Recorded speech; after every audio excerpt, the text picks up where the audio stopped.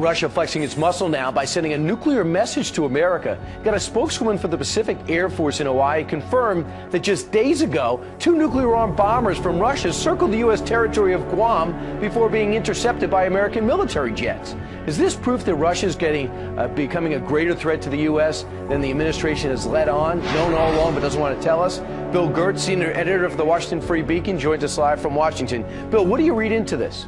I think this was clearly a simulated nuclear attack on the United States, and it's not the first time. This is actually the 3rd incident where Russian strategic bombers have come close to U.S. coast. The last one in June was part of a major strategic exercise where a Russian general actually said they were practicing targeting our missile defense bases in Alaska and California.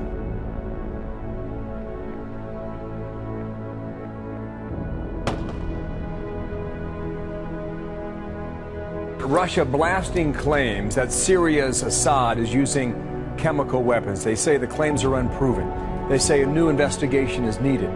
This comes after an icy exchange between President Obama and the Russian President Vladimir Putin.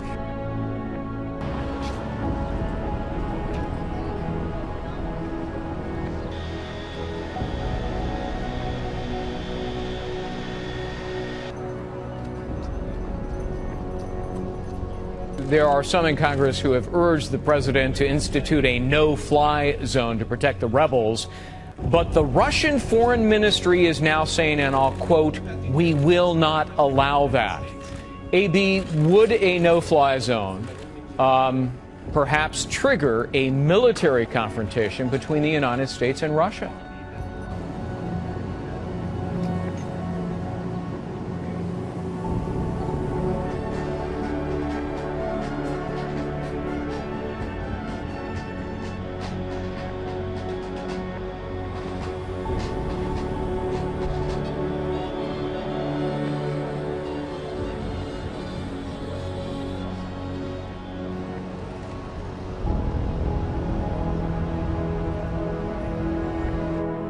The Russian Federal Migration Service has confirmed publicly that they have issued Mr. Snowden temporary asylum for 1 year and allowed him to leave the airport.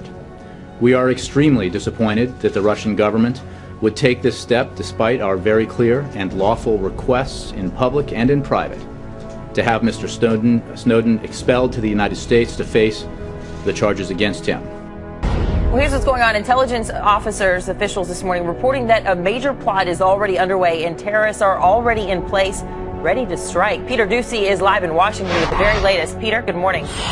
Good morning, Anna. That's right. The latest update we have is that terrorists are in place, ready to carry out what is being described as a major plot. That's based on a new CBS News report describing the intelligence we have that prompted the United States to close 22 embassies and consulates around the world. This intelligence is reportedly very specific and relates directly to an Al-Qaeda affiliated threat.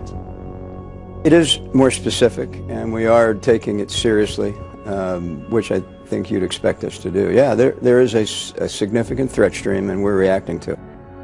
Those specifics are still a secret at this early hour. Dempsey declined to give more details other than to say that Western interests are in danger, and based on the embassies and consulates that are now closed, those Western interests appear to be mostly in the Middle East and North Africa, and that is why a worldwide travel warning is in place for all Americans for the first time since September 2011, the 10-year anniversary of the attacks that killed nearly 3,000 Americans in New York, Northern Virginia, and Pennsylvania.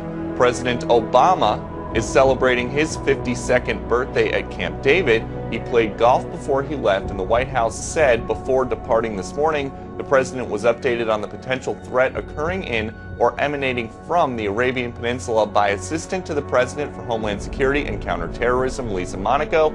He will continue to be updated through the weekend, and we expect President Obama to return to the White House on schedule later today. Back to you. All right, Peter, thanks.